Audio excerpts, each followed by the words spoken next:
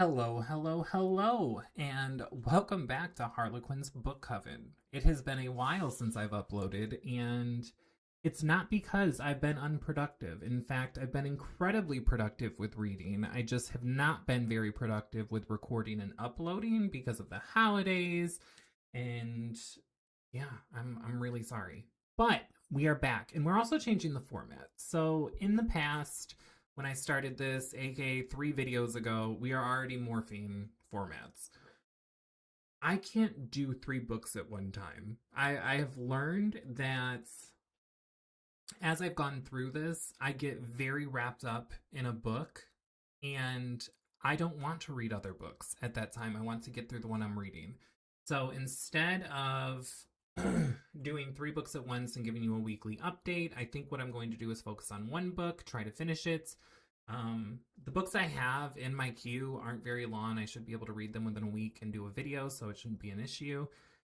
And then if I come across a book that I do not like very much, I will just be soft DNFing it and moving on to another one.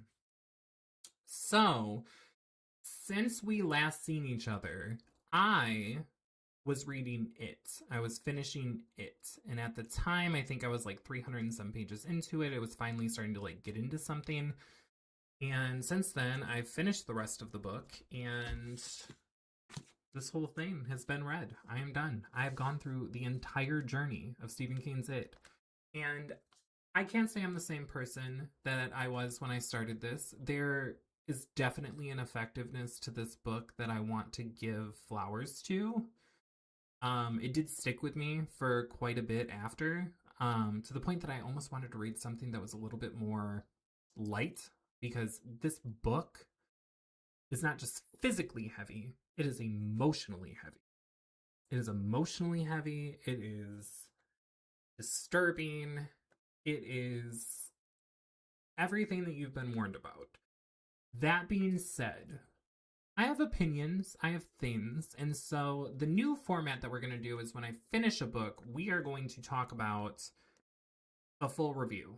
Now, with this specifically, this one, and maybe future ones, I don't know, but this specifically, it will have spoilers. So if you've not read it yet, and this is not something that you want ruined for you, I will be talking about spoilers because I have to. I have to in order to talk about why I'm reviewing it the way I'm reviewing it and why I gave it the rating I gave it. So, that is your warning. That is where we are. I'm going to put this down because it's making my arm sore.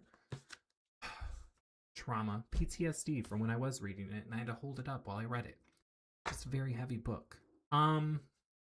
Okay, so I want to preface this with my review is going to be based on my enjoyment of the book, and therefore it is not a rating based on the quality of the book as a whole or on bias or anything like that. This is strictly my experience and my opinion.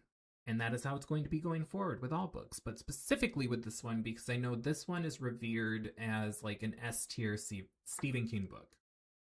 And by this lead up, you can tell I am not placing it in S tier, nor am I giving it an S tier rating. I'm not giving it a bad rating because it's not a bad book. However, we're going to talk about the journey. But first, we're going to talk about the pros and the thing that I actually really liked about this book. So, first, the thing that's I just had a brain fog moment. The thing that I really liked about Stephen King's It was the character development. You really get to know these kids. You get to know these kids as kids. You get to know them as adults and where they are and how they ended up there. You get to know this town, which is a character in itself. Derry is definitely just as much of a character as the Losers Club and the villains and Pennywise. Pennywise is a fascinating character. Much more so than what we got in the miniseries and the movies, and even Welcome to Derry. There is a reason that Pennywise is a household name. even people that do not watch the movies or the shows or read the book or anything, they all know about Pennywise. And that's because he's an iconic villain. It's an iconic villain. Um so character depth, loved. Absolutely loved. The next thing that I really enjoyed about my journey throughout reading this was how, this is gonna sound like a weird thing to call nice, but how vicious Pennywise is, how indiscriminatory Pennywise is when it comes to murdering people and children, and wild, just insane. It was incredibly intriguing to get to read about the things that didn't quite make the miniseries or the movies or the show, for obviously several reasons. There's several things you just simply can't film, and nobody would be okay with seeing or want to see. Um, but basically, being able to grasp the gravity of how, I'm trying to think of the word, the scope of his body count in each of these periods every 27 years or so. The fact that it's in the hundreds, which is something I don't think we quite get talked about in the movies, is mind-blowing.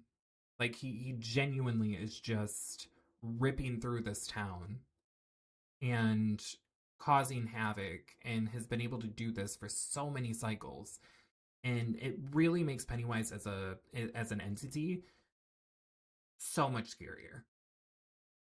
Um, so I really like that. I loved the original final confrontation. As far as the whole cosmic side of it, it feels like I got let into a secret club of people that now know all of the alternate endings of Pennywise. Except for that one part after the confrontation with the kids. And you know which part I'm talking about. I will not be discussing that in this video. I refuse to discuss it because I'm currently trying to bleach my brain. So do that, do with that as you will. But as far as the cosmic confrontation of the losers and Pennywise, and then the turtle, and learning about that and what it all had to do with everything, and that there's even a being higher than them, I get why that is not the route that they went when they made the films, because I don't think that that would have been very satisfying in a movie. But in the book, it was just so cool because it was so different. It was so different. It didn't even. I think the thing that I liked most about it is it didn't take itself seriously. So you have this 1,200-page book that's done all of this building, and then it just goes absolutely wackadoodle, and we go out into space or another dimension or wherever the fuck we are. And you find out that the only reason that Pennywise even made it to Earth is because the turtle had a tummy ache one day. Like, what? It's so silly. And then it even says, I think at one part when I think Bill asks, like, what do you mean? And the turtle is just like, well, when you get to this cosmic shit, none of it makes sense. Like, it's so funny how it just doesn't take itself seriously in like the penultimate moment, but the rest of the book is so heavy and serious. I needed it. I needed it. After reading everything I did, I absolutely needed that, and I loved it. It was wonderful. I really like that Bev's story was also much more fleshed out. I it's I okay, so I haven't watched the miniseries in its entirety in a very long time. I did watch roughly half of it, I want to say. Recently, after I finished the book, I'll be finishing it, but I don't remember in the miniseries them hinting towards the father being more than physically abusive, if you get my drift. I don't want to get this shadow banned, so we're not gonna say it. I do know that in the 2017 movies, it was hinted towards that Bev, Bev's father, was more than just physically abusive.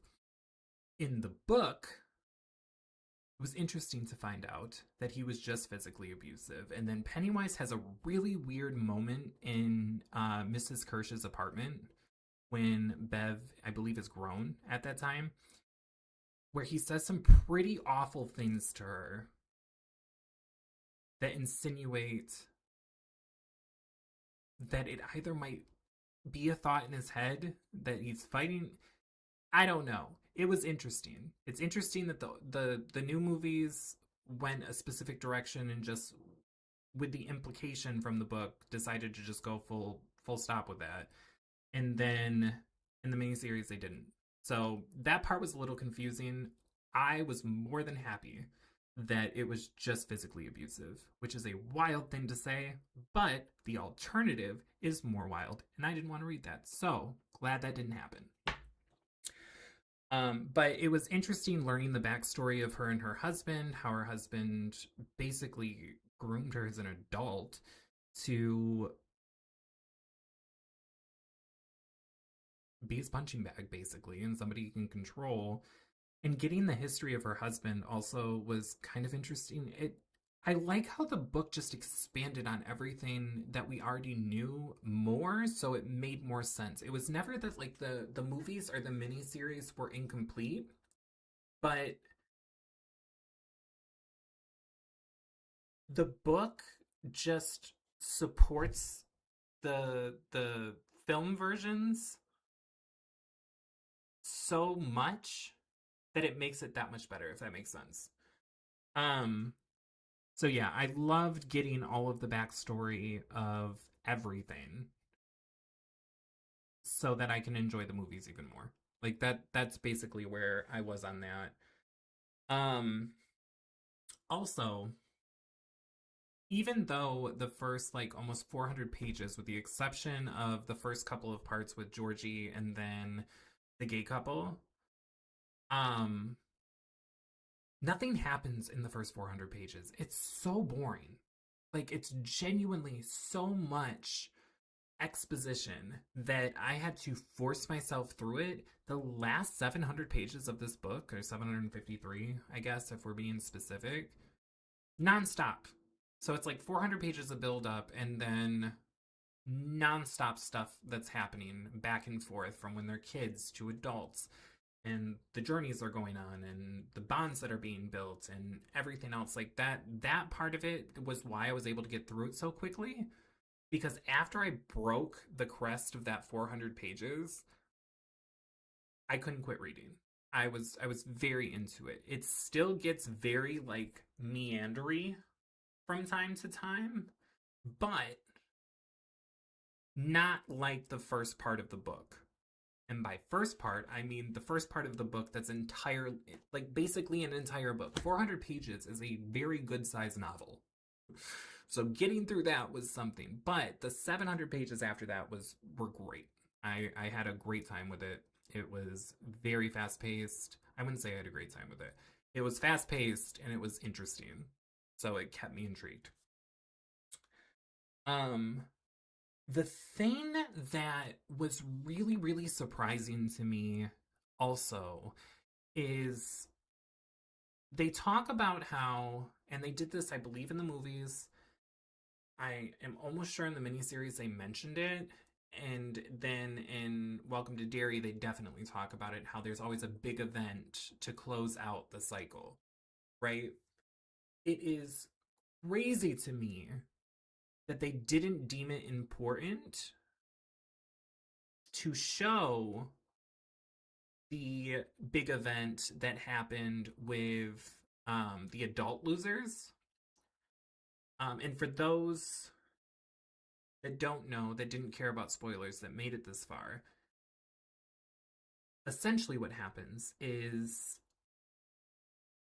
there is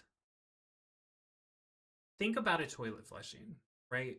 When sewers work normally, everything goes down and floats away, right?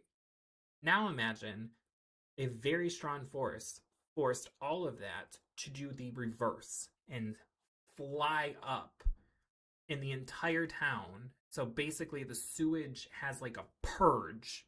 The sewer has a purge at a very high volume and explodes everybody's bathrooms. A bunch of people die in like Final Destination type ways.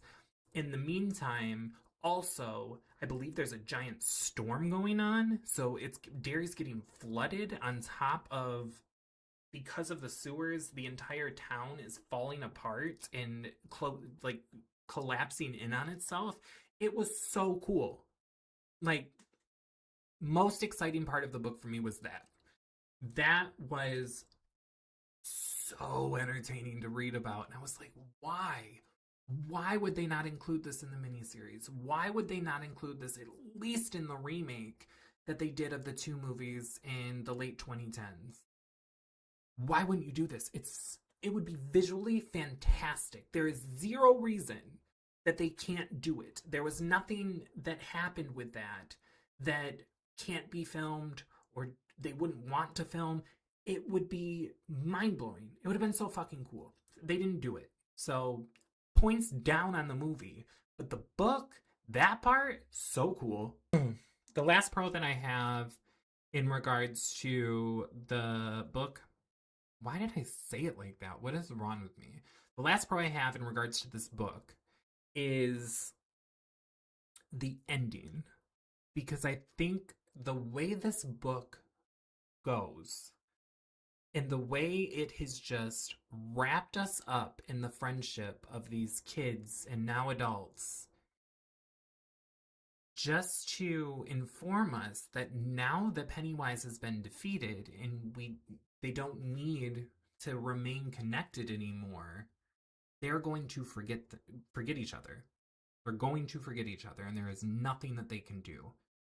And they try to stay in contact. Mike specifically tries to keep a really tight record of the losers and what they did and everything else. And not only are their minds failing them, but the things he's written down to document it start disappearing. Like the ink starts disappearing because the universe doesn't want them to remember, and they can't remember. And to see such strong bonds start to crumble because of this phenomenon that's happening, because life is cruel, is so sad and soul crushing that is what stuck with me for weeks after I finished. That is what has stuck with me up until now. I still think about it because it's just like, what do you mean? Like, they're so close. They're so close. They love each other. They just went through this monumental experience together, this crazy astronomical experience together, and they just basically saved the world because, oh, also, the thing that I do love, Pennywise was pregnant. What? Pennywise was going to give birth to like several hundreds of these things. So we were going to have hundreds of Pennywises to deal with. So that added like a whole other level of stakes that they also should have added into the movie. But whatever, we're moving back to what we were talking about. But they have all these strong bonds to stop that from happening so that they can. And they're never going to be friends again. They're not even going to remember each other. It's going to be like they never knew each other. And it just... my heart. My actual heart. Somebody had commented on a subreddit that by the end of Stephen King's It, you feel like the 8th member of the Losers Club. And that's why it hits so hard. And I agree. And I think that's partly due to King's amazing ability to create characters and a bond between them, specifically in a coming-of-age sense. He does a really good job with that. That after spending almost 1,200 pages with them, you do feel like this invisible member of the Losers Club. And it broke me. It still broke me. It's the only reason I'm giving it as high of a rating as I'm giving it. Because I think it deserves it for that. However, we are going to talk about the cons. Oof. Okay. The pacing. the pacing. The pacing of this book is so slow in the beginning, minus the two, even during the Georgie thing and the gay couple at the fair, which we see, in It Chapter 1 movie and It Chapter 2 movie to open them up. Even with those scenes, the first 400 pages feel so ungodly slow, and I understand it's necessary. And I understand that I gave it one of the biggest pros is the character development, and I know that takes time. However, does not mean it was enjoyable, and it wasn't. There's a way. When I have a video, the next video that will be coming out is for Clive Barker's Weave World, because I've also read that since I last recorded. There is a way to have a large cast of characters and develop them and still move the plot along and make it enjoyable and not feel like it's dragging. And I think he could have done better at that, because 400 pages is a crazy amount of buildup in a 1,200 page book. 1/3 of the book should not just be buildup and put in the front end to have to wade through to get to the last 2/3. It's just, it was rough. I almost DNF'd it. I almost DNF'd it. Too much. Too much. Obviously, that scene with the kids at the end of the book when they get done fighting Pennywise is also a con for me. That is a very weird thing to write, and that's all I'm gonna say about that. It's a con for me. I did not know. Choices.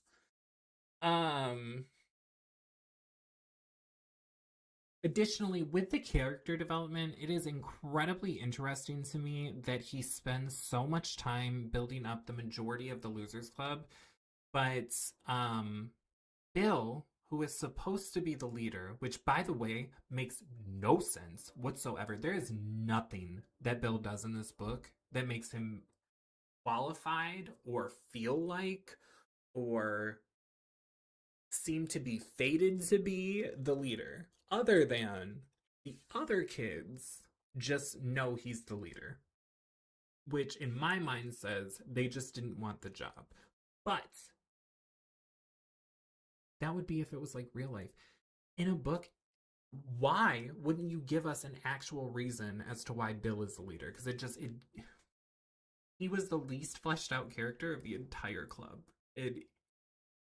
Overall, I didn't like him. Like, it's a weird. I don't know how to explain it. I really didn't like that he not only cheated on his wife, but also in that same moment says that if he's gonna be unfaithful, he wants to do it all the way, and he wants to do it in his bed. What? I couldn't stand Bill. I could not stand Bill throughout this entire book. Additionally, Stan isn't super fleshed out either, but that makes sense to me because he's not a super important part of the book. Not really. He has a couple important moments, but for the most part, he's not going to be there for the adult version of the book. So, I mean, there's no need to waste additional pages on fleshing him out if we're not even going to have him. I think Mike should have been the leader. I 1000% believe Mike should have been the leader. He's the one that stayed behind in Derry. He did all of this research, all of this stuff to make sure that he was ready and able at the time of having to call the losers back, because you don't forget, if you don't leave Derry, according to the rules, he stayed in Derry, dedicated his entire life to this just so that he could pull them all back so that they could save the world. Went through absolutely atrocious things throughout the entire book. The entire book. Mike's life Awful. Absolutely awful. And who gets to be the leader? Bill? That's a choice. That's a fucking choice. It just it Mike not being the leader pisses me the fuck off. Additionally, the other part of this book, and this is the major detractor for me, and I'm realizing I don't think Stephen King is the author for me. Um, it's not that racism is in this book, because it makes sense it's in this book because of the time period. And as we know with this country, it's history with race and racism and being bigoted. Awful history. Fine, you're being historically accurate. That being said, his gratuitous use of the N word throughout this book is insane. Absolutely insane. And once it starts, it's like every couple pages, it's there. And it's incredibly jarring. It takes all of the enjoyment out of reading. And I've seen all of the debates on Reddit, on Google, on Goodreads. I've seen them all of why this is fine to some people. And I simply don't agree. Like, this isn't just an issue in it. This was an issue when I tried to read Dark Tower. I had to DNF it at the Wastelands, I believe. I think I was like 25% through the Wastelands. Because, again, that word is just copy pasted so many times throughout the book that it's just like, I can't do this. I can't. It's very uncomfortable. I don't even think it's necessary. Like, okay, maybe once or twice throughout the book to remind us that they're racist. I don't know. But, like, he just, it's all over the book, all the time. Another reason that Mike's life was horrible, because my God. And he does this even in books that don't have that be the focal point. It's randomly in there. And somebody was saying, like, okay, well, it's the time period, and that's what, it was like, and that's the character, the character's racist. It's not Stephen King. I'm not saying Stephen King is a racist. And I understand that the character might be. But this is a made up character. This is somebody that was created out of thin air. Okay? He didn't have to make him that way. He didn't have to use the words so much throughout the book. I think somebody in a video I was watching after I finished it said that he counted and it was like 115 or 116 times throughout the book that it's put in there. For what? Why? Why so much? Jesus. So because of this, I don't know how many more Stephen King books I'm gonna read. Like, I desperately want to get into some of his stories and his books. I have curiosity. I actually recently bought one prior to what I got to in this that made me immediately be like, I don't know. I'm not sure. But it's just, maybe it's just not for me. Maybe this author is not for me. The pacing, the meandering with his writing, the excessive, gratuitous use of slurs. I don't. It's for me. Like, it's just not, and that's okay. That being said, this has actually been like much longer than I intended it to be. We're almost at 30 minutes. We're gonna be at 30 minutes. Overall, out of 5 stars, I would give this a 3.5. I think that's a fair rating as far as enjoyment. Taking off massive points for the negatives I just listed. And I think I'm done with Stephen King. I think that's where I am. And I'm sorry if that makes people mad. And I'm sorry if my criticisms make people upset. But my God, it's just a lot. It was a lot. Anyway, The next video will be about Clive Barker's Weave World, and we are going to talk about a book that I actually really enjoyed. So I'm excited to tell you why. I'm excited to see you there. I'm excited for this new format.